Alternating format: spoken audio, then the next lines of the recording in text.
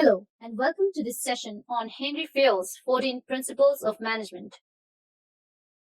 In this video, we'll be learning to understand the 14 Principles of Management by Henry Fayol. Henry Fayol, a French mining engineer and founder of modern management method, developed the administrative theory of management, which is often called Fayolism, in 1916. He proposed the 14 Principles of Management in his book. We will discuss each principle in the coming slides. The first principle is division of work. According to this principle, work must be divided into smaller tasks and allocated to individuals and groups equally on the basis of their knowledge and skills. This leads to specialization, which means a person can focus and excel on one specific task. As a result, efficiency and productivity will increase, which ultimately enhance the performance of the organization. The second principle is authority and responsibility. Fayol defined authority as the right to give orders to the employees for getting things done, and responsibility as the obligation to perform an assigned task. In this principle, Fayol stresses that authority and responsibility should be balanced. If authority exceeds responsibility, a person might misuse it, and if responsibility exceeds authority, a person might get demotivated and frustrated while carrying out his works. The third principle proposed by Fayol is discipline, which means obeying the organizational rules, employee agreements, and being respectful to other employees. According to Fayol, discipline is critical for smooth functioning of the business. Good supervision, clear and fair agreements, and implementation of penalties ensure discipline of the organization. Moving on to the fourth principle, that is unity of command. According to this principle, an employee or subordinate must receive orders from only one boss. In other words, a subordinate must report and be accountable to only one boss.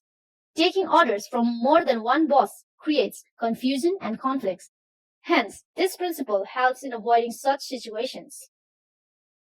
The fifth principle is called unity of direction.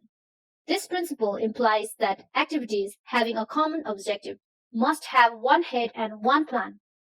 In other words, a single person must lead and direct group efforts with a single plan. For example, all the marketing activities like promotion, pricing, advertising, etc. should be supervised by a single manager who must use only one plan for all these activities. This helps in coordinating the individual efforts and energy effectively and bringing uniformity in the work of the same nature. Moving on to the sixth principle, that is subordination of individual interest to the general interest. According to this principle, individual interest should not prevail over the organizational interest. It means that interest of an organization should be the primary focus. This is imperative for the achievement of common goals. The seventh principle suggested by Fayol is remuneration.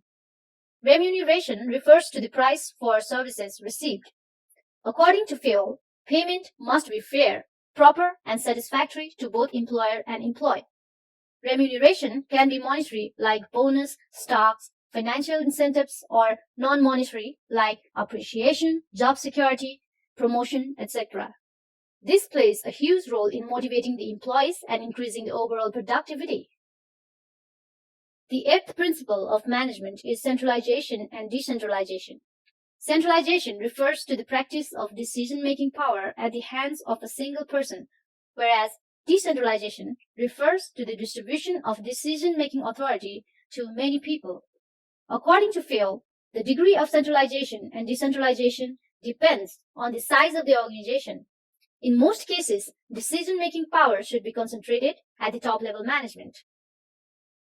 Moving on to the ninth principle, that is Scalar Chain.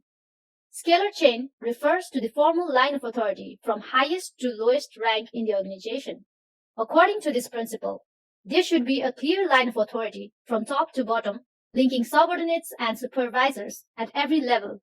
Furthermore, a scalar chain also determines the chain of communication. That means an employee will be clear about who their immediate supervisor is during conflicts and crises. This will lead to effective decision-making and increased efficiency. The 10th principle proposed by Fayol is order. According to this principle, Physical and social factors like land, raw materials, employees, tools, and equipment should be arranged systematically and orderly. This will help to minimize the wastages, increase productivity, and enhance the organizational performance. The 11th principle of management is equity.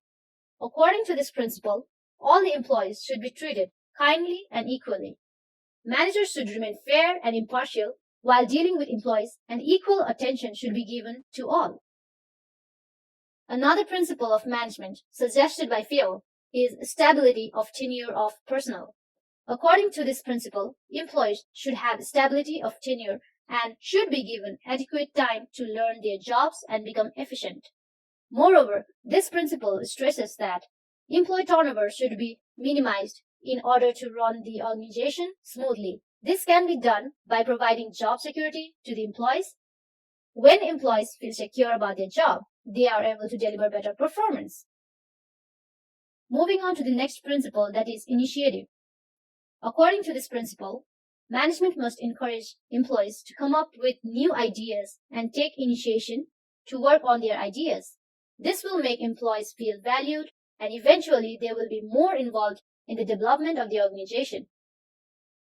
The final principle proposed by Fayol is Esprit de Corps, which means teamwork.